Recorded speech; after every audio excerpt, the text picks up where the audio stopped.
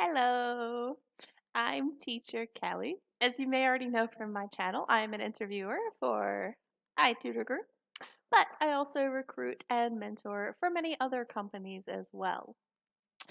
If you are looking to get started with online ESL teaching, I've popped my contact information below, as well as all of the companies that I recruit, mentor, and or interview for. So definitely have a look through those and reach out to me, email below, if you do want to get involved with some ESL teaching. But today's video is all about the pitfalls for interviews. So I often get asked by people after the fact, I didn't pass X interview. What did I do wrong? I did everything I thought I should have. Well, it can be a complicated answer. It really does depend on the company. But in my experience from interviewing, from mentoring, from working with a variety of applicants, I do see a lot of common things that can result in people not getting accepted for an online ESL position. So that is the point of this video today, is I'm going to share with you my 5 common mistakes that I see people making in these online ESL interviews. Okay, so let's get started. Number 1. This is probably the biggest mistake, pitfall, issue that I see when conducting interviews myself, but also when doing mentoring and coaching sessions with people. Prepare for your interview. I don't care if you have 97 years of teaching experience. This interview will need to reflect that, so you will need to prepare accordingly. You can't just rock up and wing these interviews and be successful 99.99999% of the time. You need to prepare beforehand. If you were going into a face-to-face job interview, I would assume that you would prepare a little bit with some potential questions and answers that you might get. This is no different. This is a real job, a real interview. You need to prepare accordingly. And all companies give you some information about your interview ahead of time. So you are never going into it to be surprised as to what might happen. If you're going to have a demo in your interview, your company will make you aware of that. It is always included when you apply. Okay, you're doing this demo, you're given the slides, you have the information beforehand. Make use of it. Look through your demo slides. Look at any tips the company sends you. They're not just sending those because they have nothing better to do. They're sending those because they want to see you do those things. So don't show up to your interview having no clue that you have to do a demo today. Okay? Make sure that you prepare, look through your slides, and practice teaching those slides first and foremost. So teach a mirror, teach your dog, teach your husband or wife, teach your children. Make sure you have everything prepared and ready to go beforehand. You've got the flow of the lesson, you know your ESL techniques, and you're prepared. Make sure that you look confident and natural delivering that demo lesson. Okay? Make sure you also do some research on the company. Not all companies are created equal in what they're looking for. There is no shortage of YouTube channels, YouTube videos, websites, Instagrams. There are plenty of resources out there for you, created by teachers, recruiters, mentors, for you to check and see what a company is looking for. I guarantee you what Magic Years is looking for is not the same as what iTutorGroup is looking for. What you may do for VIPKID may not work for BlingABC. Okay, you need to actually look at your company, look at some YouTube videos, look at any examples they give you, look at the demo lesson itself. See what they are expecting of you, and prepare accordingly. Your demo needs to match the kind of teacher they are looking for. So have an idea of what you need to do. Okay, so that is my biggest tip, number 1. I feel like I should not have to tell adults this who are going to interview, but I am going to be very, very blunt and say it again. Prepare for your interview, number 1. Number 2. This is another really big one, and I never cease to be amazed with different ways people can mess this one up. Make sure you are professional in your interview. So this can mean and entail a lot of different things. So I've said this before in my last tip, and I'm going to say it again. This is a real job, a real interview, and you do need to display a level of professionalism.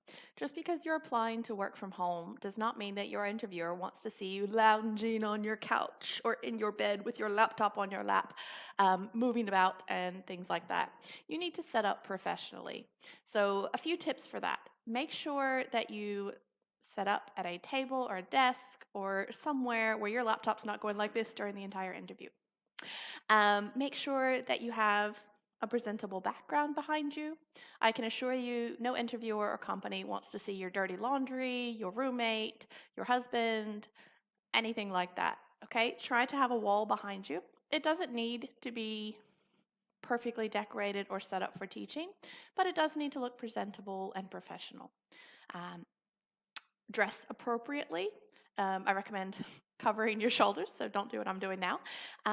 It doesn't have to be a tux. It doesn't have to be, a blouse or a three-piece suit or anything like that, but wear something presentable. If your company has particular colors, it can often help to show that you've done your research and wear the appropriate color. Light blue for Dada, purple for Magic Ears, red for iTutorGroup. Try to show a little initiative and show that you do actually know a little bit about the company. But if you can't, that's no worries. At least wear, a proper shirt, preferably plain. Nobody wants to see AC/DC or anything like that. You wouldn't rock up to a face-to-face interview with your ragged AC/DC shirt on, okay? So look professional in your interview. Make sure that you have good sound quality. So if you can, at very minimum, make sure you're wearing some earbuds, headphones. If you don't have a proper headset, that's usually fine for most companies. But do make sure that, you've shown a little bit of initiative. You're wearing some kind of headphones so that, sound quality is a bit better. There's no echoes and things like that. Another big one is lighting. You know when your interview is going to be. You have some say in when you book your interview. So if you know your lighting in your room is not great at midnight, don't book your interview for midnight. Book it at a time when maybe there's some natural light coming in the room. Or make sure that you round up the lamps in your house and set up so that you can be seen well. If the interviewer is struggling to see your facial features, or there's 10 ton of shadows that are distracting around you and behind you, it just doesn't look good or professional, and it's not going to be a good experience for your future students. And companies and interviewers are thinking about that. Okay, so make sure that you are well seen. Another big one that I often get, particularly because I conduct interviews, is make sure that you test your camera and your positioning beforehand. So in my last tip for preparation, I suggested teaching, mirrors, family members. Here, I want you to actually sit in front of your camera and practice your distancing. I sit with a full arm's length between me and my camera. The reason for that is I want to make sure my students can see my TPR and any props that I put up on camera. I find that a lot of new teachers tend to go, in which case, often, TPR is happening over here, props are happening over there, and any future student will have no clue what you're doing either way. If the interviewer can't see that you're holding up a prop or can't see what your prop is, or they can't see that you're doing the TPR, you're going to get marked down in those areas because, again, student experience is what they're thinking of. Okay, so all of these things are very important. The last part of this professionalism tip, I will say, make sure you don't have background noise. I mentioned the headphones. The number of interviews I've had where I've heard dogs barking, chickens crowing, children screaming, other people in the house on the phone, TVs, all of that needs to be non-existent during your interview. Okay, because if you can't find a quiet environment for a 15, 30-minute interview, companies are going to recognize that, and they're going to be really concerned whether you can find a quiet environment for teaching your students. So plan ahead and make sure that your environment, your appearance is super professional and ready to go for teaching. So that is number 2. Make sure you set up professionally. Okay, the next 3 are pretty short, sweet, and simple, and all revolve around actual teaching techniques. So number 3, TPR. If you don't know what this is, you got to get on Google, YouTube, and learn this. It is quintessential across online ESL teaching and classroom ESL teaching. Total physical response. It's about using your hand and your body to convey a message. So you've got to make sure you do this in your interview. And I don't just mean do it once. You need to be consistent and natural looking with it throughout your demo lesson.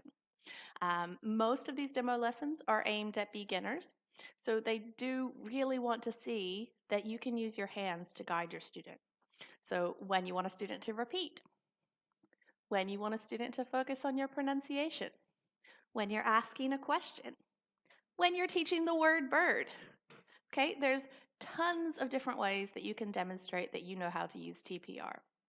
But it's very, very important that you do so throughout your demo, particularly if your demo is aimed at a beginner, which a lot of these ESL companies, that's exactly what they're wanting to see. So it's not just important that you show it very early on or at some point in your interview, but you need to show it from hello to goodbye in your demo lesson. Okay, so when you're teaching however many slides you have to teach in your demo, you need to be super consistent with using these techniques throughout. So it's not a once-off and then forget it. I get a lot of teachers who do it in the beginning and kind of trail off, or a lot of teachers who forget it in the beginning and suddenly pick it up by the end. Practice and be really natural. TPR can feel very awkward if you're very new to ESL. So practice again, like I said before, with the preparation step. Teach, teach, teach, practice, practice, practice, and make sure you're comfortable doing this. Okay? So, very, very simple. Number 3, TPR. And moving right along, I promised the last 3 were short and sweet. Number 4 is using appropriate language. A lot of these online ESL companies, VIPKID, Magic Ears, GoGoKid, iTutorGroup, BlingABC, Zebra English, all of these typically give you a lesson aimed at a beginner student, and that's usually because that's where you have to demonstrate the most ESL teaching techniques. So one of these is using appropriate language. For a beginner, that means very, very minimal and simple use of language. So you really want to avoid incidental language. One of the biggest things I see people doing is giving a lot of verbal instruction or over-explaining things. So like from the last step with using TPR, that's what you need to rely on. So rather than going, Mom, can you repeat? All you need to do is go, Mom, and wait. So you don't need to use a lot of extra language or instruction. Keep in mind too, at the beginner level, if a student is learning a word like mom, they're typically not going to know a lot of other English. So there is no point in you saying, Mom is the person that cooks for you, she's the one that lives with you, she takes you to school, she feeds you, she puts you to bed at night. Student will not understand a single word of that. And you will lose them, they will become disengaged, you'll overwhelm them. And companies want to see that you can tone your language down for the level that you're teaching. Vice versa, if you happen to be interviewing for a company that teaches very advanced students, you may also teach a very advanced lesson. VIPKID, for example, does give you the option to do a demo for higher levels. In that case, you actually need to make sure you're adjusting your language accordingly there as well. So you can use a little bit more language, more conversation, more questions, and things like that. So pay particular attention to the demo that you're given. You can often tell what level it is by what you're teaching, and gauge your language accordingly. So for a beginner, you want simple and minimal, and as you go up, you can speak quicker and use more vocabulary. So short, sweet, simple. Number 4, use the appropriate language for the level you are teaching in your demo during your interview. Lucky last, number 5 is energy. So this can vary by company. Some companies want to see, super high energy, some, a bit more mellow, but ultimately ESL companies want to see that you are happy and excited to be teaching for their school.